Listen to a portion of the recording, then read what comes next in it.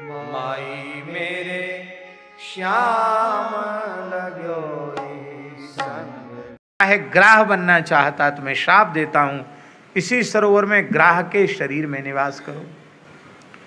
इसने कहा महाराज, संत का चरण पकड़ने वाले को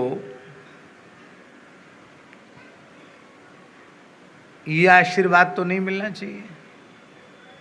आप तो हमको श्राप दे रहे हो कि ग्राह बन जाओ। संत के चरण पकड़ने वाले को तो आशीर्वाद मिलना चाहिए कि श्राप। देवल ऋषि ने कहा, रे मूर्ख, जैसे तैने मेरे चरण पकड़े, क्या ऐसे ही संत के चरण पकड़े जाते हैं? आप किसी संत को प्रणाम करने जाओ और उन्हीं का पैर पकड़ के खींच लो, उनको गिरा दो और उनके विचारों के चोट आ जाए, कहो महाराज हम तो आपके पांव पकड़ रहे थे, आप गिर गए तो हम क्या करें? तो भैया ऐसी दंडवत से तो भगवान बचा रहे। ये दंडवत करने की विधि है। देखो शास्त्रों में लिखा है, भोले शंकर जी, शास्त्रों में लिखा है अपने पूज्य जनों को भी रास्ता चलते प्रणाम नहीं करना चाहिए। क्यों नहीं करना चाहिए? वे अपनी गति से चल रहे हैं, पता नहीं भगवान के किस कार्य के लिए वे जा रहे हैं, तो आपने प्रणाम किया तो उनकी गति बाधित हुई, भगवत सेवा में भगवत कार्य में विलंब हुआ, उसका अपराध किसके सिर पे जाएगा?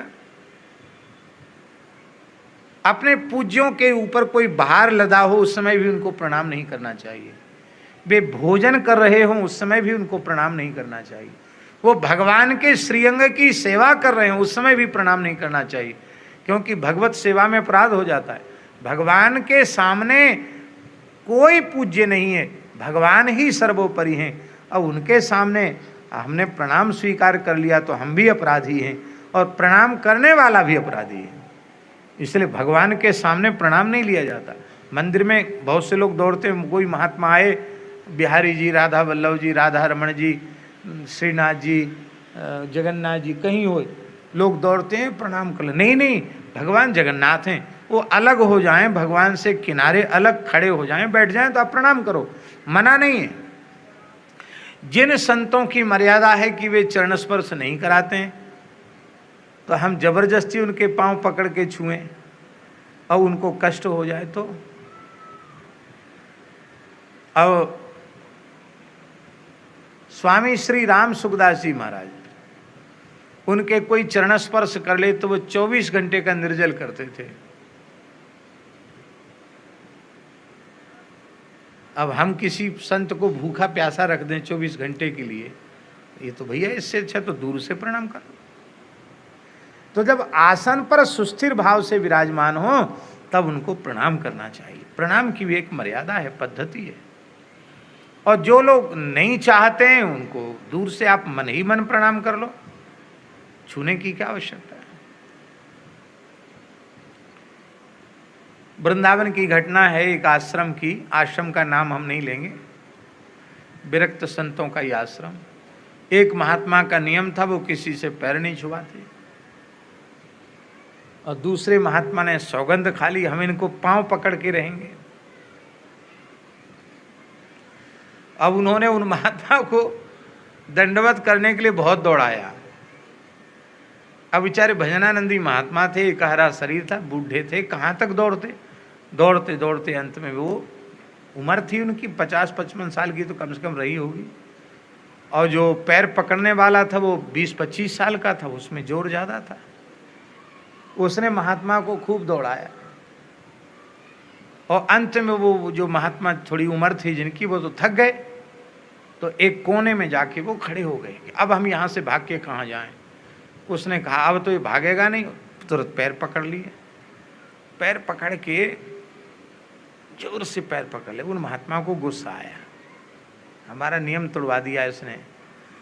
तो गुस्सा आया तो और तो कुछ उन पे चला नहीं, उन्होंने दांत से काट लिया कंधे में, जोर से बंदर जैसे कचर दिया। तो जो दंडवत कर रहा था वो भी कोई एकनाथ जी तो नहीं था क्षमाशील, उसने पैर का अंगूठा मुंह में लेके जोर से कचर दिया।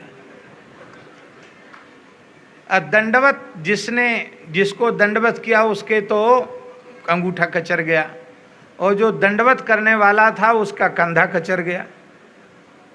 दोनों को ही खून आ गया महाराज। दोनों को लेके जो पूज्य महंत जी महाराज, वो दोनों को लेके रामकृष्ण मिशन पहुंचे। तो वहाँ एक बंगाली महात्मा थे जो प्रमुख थे वहाँ, शक्ति स्वामी नाम था उनका, बहुत अच्छे संत थे। तो शक्ति स्वामी ने कहा कि क्या हुआ, ये खून कैसे आया, इसका पैर का अंगूठा, इसका कंधा, ये खून कैसे आया। अब महंत जी ये कहें कि दोनों में दंडवत करने में झगड़ा हो गया और खून खच्चर हो गया, ये तो कहना ठीक नहीं है, संत वेश की बदनामी होगी। तो उन्होंने कहा महाराज बंदर खा गया। क्या कहा, बंदर काट गया। तो फिर वो पट्टी वट्टी हुई, इंजेक्शन, बंदर काट गया तो इंजेक्शन, हॉस्पिटल में तो यही हो, इंजेक्शन लग गया। तो साथ में जो गए थे उन्होंने कहा कि अरे आपने झूठ बोल दिया, वहाँ बंदर काट गया। बंदर तो नहीं, एक दूसरे को काटा, कैसे आपने बंदर का नाम ले दिया। उन्होंने कहा देखो ये बाबा बैरागी बंदर ही होते हैं। बोलो वृंदावन बिहारी जय। तो ये कथा हम इसलिए नहीं सुनाने कि आप हंसो, हम इसलिए करें ये कोई दंडवत है भाई, दोनों ही घायल हो गए, ये दंडवत नहीं है। दंडवत तो हृदय का भाव है, प्रणति हृदय का भाव है। आप मन से भाव से प्रणाम कर लें, वही ज़्यादा अच्छा है। माई मेरे श्याम